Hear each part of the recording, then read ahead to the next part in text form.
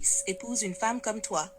L'angle demandé, elle répond non. Chers amis, permettez-moi tout d'abord de vous remercier pour votre présence et pour l'attention bienveillante que vous accordez à ces quelques mots. Je suis honoré de pouvoir partager avec vous une réflexion qui, je l'avoue, est née d'une simple question, mais qui ouvre sur des vérités profondes. Un jour, quelqu'un m'a demandé « Accepterais-tu que ton fils épouse une femme comme toi ?» Et sans hésiter, sans détour, presque instinctivement, j'ai répondu « Non ». Cette réponse, brève, nette, surprend parfois. Elle peut faire sourire, choquer, intriguer ou même inquiéter. Mais elle révèle surtout une conscience de soi, une lucidité peut-être un peu brutale et une volonté sincère d'évoluer. Aujourd'hui, j'aimerais vous expliquer pourquoi cette réponse est apparue évidente et surtout ce qu'elle signifie réellement.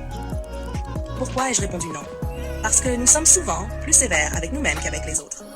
Parce que dans le miroir que la vie nous renvoie, nous voyons nos défauts plus vite que nos qualités. Nous voyons nos zones d'ombre avant nos rayons de lumière. Mais surtout parce que je sais que, comme tout être humain, je suis imparfaite. Mes impatiences. Je ne voudrais pas que mon fils épouse une femme qui, comme moi parfois, s'emporte trop vite, s'inquiète trop fort ou s'épuise à vouloir tout contrôler. Si mon fils un jour rentre tard, je souhaiterais qu'il trouve un foyer calme. Or moi, dans certaines périodes difficiles, j'ai été cette femme qui laisse le stress gouverner son humeur. 2. Mes exigences. J'ai parfois mis la barre si haut que même moi, je n'arrive pas toujours à l'atteindre. Alors accepterais-je que la compagne de mon fils soit aussi exigeante avec elle-même et peut-être avec lui? Sans doute pas. 3. Mes blessures. Nous portons tous des cicatrices, mais certaines des miennes m'ont parfois rendue méfiante, trop prudente ou même un peu dure. Je ne voudrais pas que mon fils vive à côté d'une femme qui, comme moi autrefois, met du temps à accorder sa pleine confiance. 2. Mais derrière ce non, il y a aussi de l'amour et de l'humilité. Refuser l'idée qu'une femme me ressemble ne signifie pas que je me dévalorise. Cela signifie surtout que je veux plus pour lui, je veux mieux pour lui. 1. Parce que chaque parent rêve d'un bonheur plus doux pour son enfant. Si je dis « je ne veux pas une femme comme moi pour mon fils », c'est exactement comme lorsqu'on dit « je veux qu'il vive plus sereinement que moi ». Je veux qu'il ne répète pas mes erreurs. Je veux qu'il ait une partenaire qui lui apporte ce que moi j'ai mis des années à comprendre.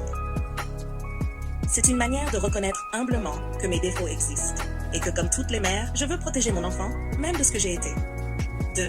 Parce que les défauts que j'ai tolérés chez moi, je ne veux pas les voir le blesser. On est souvent indulgent envers soi-même, mais pas envers ceux qu'on aime. Si mon fils devait souffrir d'un défaut que moi-même je porte encore, je m'en voudrais. Alors oui, instinctivement je dis non, pas une femme comme moi. 3. Pourtant, avec le temps, j'apprends aussi à voir mes qualités, et il serait injuste d'oublier qu'il y en a. Ma loyauté. Je suis de celles qui restent, qui soutiennent, qui protègent. Et si je devais reconnaître une qualité que j'aimerais transmettre, c'est bien celle-là. 2. Ma capacité à aimer profondément. Quand j'aime, j'aime avec sérieux, avec sincérité, avec constance. Et si une femme aimait mon fils avec la même intensité, alors peut-être que ma réponse non deviendrait un peut-être, voire un oui.